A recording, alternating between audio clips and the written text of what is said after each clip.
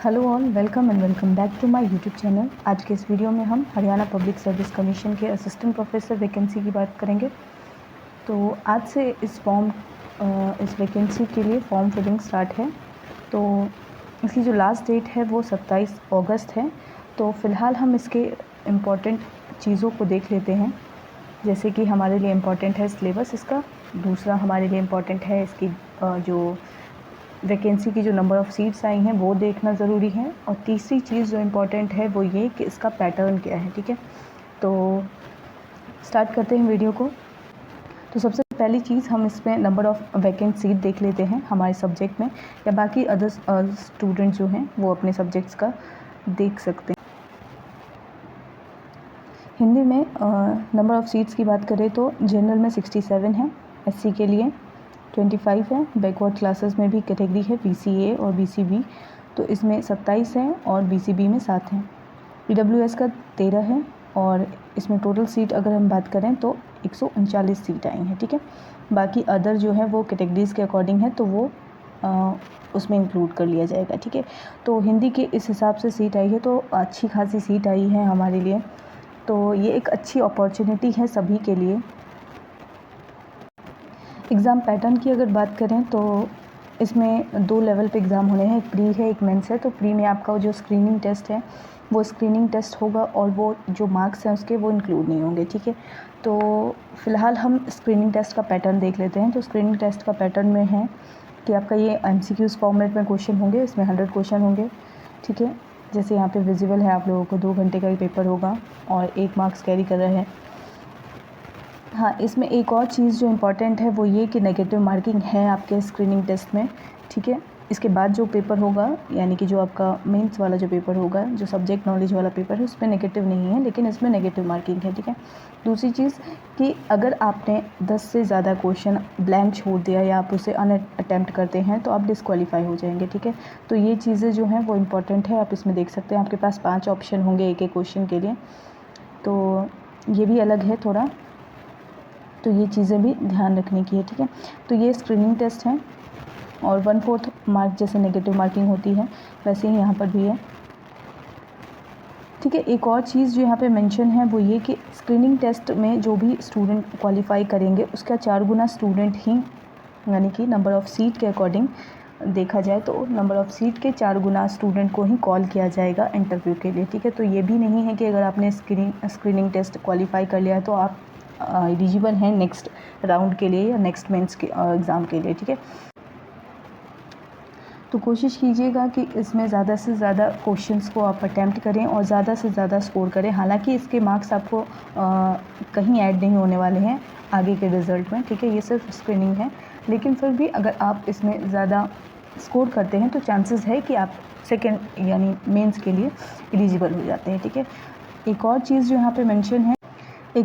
यहाँ मेंशन है पॉइंट दूसरे में, इसमें ये है कि अगर जो नंबर ऑफ़ एप्लीकेंट्स हैं वो 4 गुना एग्जैक्टली 4 गुना हैं या फिर उससे कम है, तो वो लोग डायरेक्ट आपके सब्जेक्ट नॉलेज टेस्ट के लिए एलिजिबल हो जाएंगे। ठीक है, किसी सब्जेक्ट में मान लीजिए इतनी वैकेंसी या इतने एप्लीकेंट्स नहीं आते हैं जितना इन लोगों ने सोचा है कि स्क्रीनिंग टेस्ट लिया जाए उनके लिए, तो अगर नहीं होगा, अगर इतने स्टूडेंट नहीं होंगे तो स्क्रीनिंग टेस्ट नहीं होगा। ठीक है, तो ये भी एक अच्छी चीज़ है कि अगर आपका डायरेक्ट सब्जेक्ट नॉलेज टेस्ट होता है, तो क्योंकि वो नेगेटिव मार्किंग वाला एक एरिया है, दूसरा आपका MCQs के लिए भी प्रिपेयर करना होगा, दूसरा जो सब्जेक्ट नॉलेज है वो शायद डिस्क्रिप्टिव या सब्जेक्टिव मोड में हो, तो वो एक चीज़ है। ठीक है, तो वो नेगेटिव मार्किंग वाला और MCQs में आपको चीज़ों को प्रिपेयर करना, वो वाला जो मामला है वो हट जाएगा अगर आपका जो वैकेंसी के लिए जो एप्लीकेंट्स आएंगे वो अगर 4 गुना से कम या एग्जैक्टली 4 गुना होंगे। ठीक है, अगर इससे ज़्यादा स्टूडेंट्स आते हैं, एप्लीकेंट्स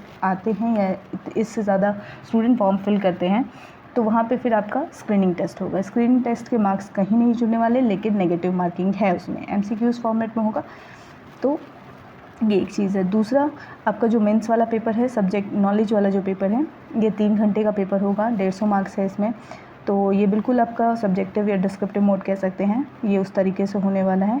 और इसका जो है 35% जो है वो मिनिमम कट ऑफ रखा गया है, आपको इसको पास करने के लिए 35 चाहिए।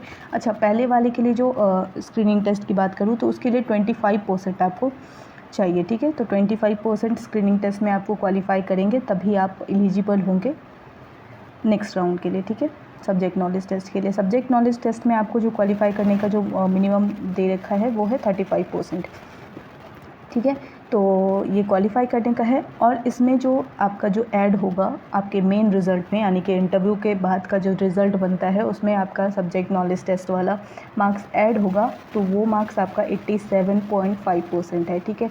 तो ये मार्क्स बहुत ज़्यादा है अगर हम कंपेयर करें इसे बाकी पब्लिक सर्विस कमीशन के, ठीक है। तो ये एक गोल्डन अपॉर्चुनिटी है आप सभी के लिए कि आपको डिस्क्रिप्टिव मोड में इसकी तैयारी करनी है, प्लस आपका ये मिनिमम, ठीक है। दूसरी चीज़, यहाँ पे जो थर्ड राउंड आपका इंटरव्यू का है इसमें आपके 12.5% लगने वाले हैं, ठीक है। किसी किसी एग्ज़ाम में ये 20% होता है, किसी एग्ज़ाम में 30% होता है, ठीक है। तो जैसे यूपी का 30% है, बाकी अदर का मुझे इतना आइडिया नहीं है, लेकिन यूपी का इंटरव्यू का 30 है। तो इस तरीके से देखा जाए तो यहाँ पे आपका जो इंटरव्यू के जो मार्क्स जुड़ने वाले हैं वो 12.5% ही हैं। तो इतना ज़्यादा आपके ऊपर प्रेशर नहीं बनेगा, जितनी आप तैयारी कर सकते हैं, आपको जितना कुछ एफर्ट डालना है वो आपके सेकेंड राउंड यानी सब्जेक्ट नॉलेज टेस्ट के लिए डालना है, ठीक है। अगर स्क्रीनिंग टेस्ट हो रही है तो वहाँ पर भी ज़रूरी है, क्योंकि आपके लिए वो क्वालिफाई करना भी ज़रूरी है, ठीक है। तो दोनों चीज़ हैं कि आपके लिए टेस्ट वाला ज़्यादा इंपॉर्टेंट हो गया कंपेयर टू इंटरव्यू, ठीक है। तो क्योंकि यहाँ पे वेटेज थोड़ा कम है तो थोड़ा आप इसमें मैनेज कर सकते हैं अगर आपका सब्जेक्टिव अच्छा हुआ है तो, ठीक है। तो ये एक चीज़ है। दूसरी पॉजिटिव चीज़ जो मुझे देखने को मिली वो ये कि आप जब असिस्टेंट प्रोफेसर की फॉर्म फिलिंग करते हैं तो वहाँ का जो प्राइस होता है, यानी कि जो फ़ी आप फॉर्म फिलिंग के टाइम सबमिट करते हैं वो 500 से स्टार्ट होता है, और वो किसी पब्लिक सर्विस कमीशन में मैंने 2000 भी देखे हैं। तो इस तरीके से अगर देखा जाए तो यहाँ पे फ़ीमेल को थोड़ा बेनिफिट मिल रहा है, और 250 अगर यहाँ पे देखा जाए तो ये चीज़ें हैं कि आपके लिए ये थोड़ा पॉजिटिव है, ठीक है।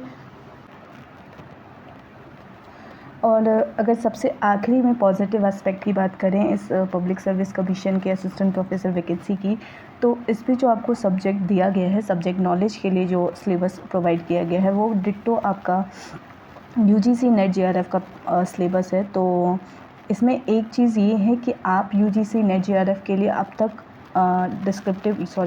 ऑब्जेक्टिव मोड में पढ़ाई कर रहे थे, ठीक है। वहाँ पे आप एमसीक्यूज़ फॉर्म में चीज़ों को प्रिपेयर कर रहे थे, लेकिन यहाँ पे चीज़ें थोड़ी अलग इसलिए है क्योंकि आपको इसी सिलेबस का डिस्क्रिप्टिव फॉर्म में इसको प्रिपेयर करना होगा, ठीक है। एक और चीज़ जो है वो ये कि आपका स्क्रीनिंग वाला जो पोर्शन है उसका सिलेबस डिक्लेयर नहीं किया गया है। कुछ स्टूडेंट या फिर कुछ ऐसे टीचर हैं या यूट्यूबर्स हैं ऐसा कह रहे हैं कि वो स्क्रीनिंग टेस्ट आपका जो वो सब्जेक्ट नॉलेज के बेसिस पे होगा और उसमें 10% आपका हरियाणा का जीके हो या फिर उससे रिलेटेड कुछ क्वेश्चंस हो। तो फ़िलहाल इसके बारे में तो कुछ पता नहीं है, लेकिन आप लोग चाहें तो रेगुलरली वेबसाइट विज़िट कर सकते हैं, होपफुली वहाँ कुछ इससे रिलेटेड अपडेट मिले।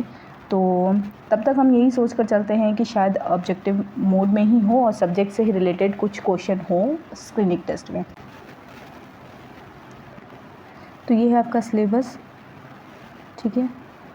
इकाई 10 जैसे आत्मकथा, जीवनी तथा अन्य गद्य विधाएँ हैं। इकाई 9 में हिंदी निबंध है। इकाई 8 में हिंदी नाटक। इकाई 7 में हिंदी कहानी, उपन्यास, ठीक है। बिल्कुल वही उपन्यास है जो आपने नेट जेआरएफ के टाइम पढ़ा है। बस सब्जेक्ट नॉलेज के लिए बस आपको इसे डिस्क्रिप्टिव फॉर्म में प्रिपेयर करना होगा, ठीक है। तो आप प्रीवियस पेपर्स देख सकते हैं, वेबसाइट पे भी देख सकते हैं, HPSC की वेबसाइट्स पे, तो वहाँ शायद आपको इससे रिलेटेड कुछ मिल जाए, ठीक है। तो इस फॉर्म को ज़रूर आप लोग अप्लाई कीजिए, और जो स्टूडेंट अभी मास्टर जिन्होंने किया है और उनका नेट क्वालिफाई हो गया है वो भी इस एग्ज़ाम को ज़रूर दीजिए, क्योंकि PhD कंपलसरी नहीं है इस एग्ज़ाम के लिए। तो आप एलिजिबल हैं मास्टर और नेट में भी, ठीक है। तो इस फॉर्म को आप लोग ज़रूर अप्लाई कीजिए, क्योंकि आप लोगों ने नेट के पेपर को ज़रूर पढ़ा है, तो तैयारी करना आप लोगों के लिए आसान हो जाएगा, ठीक है। तो वीडियो को यहीं पे एंड करती हूँ। वीडियो को एंड तक देखने के लिए थैंक यू सो मच।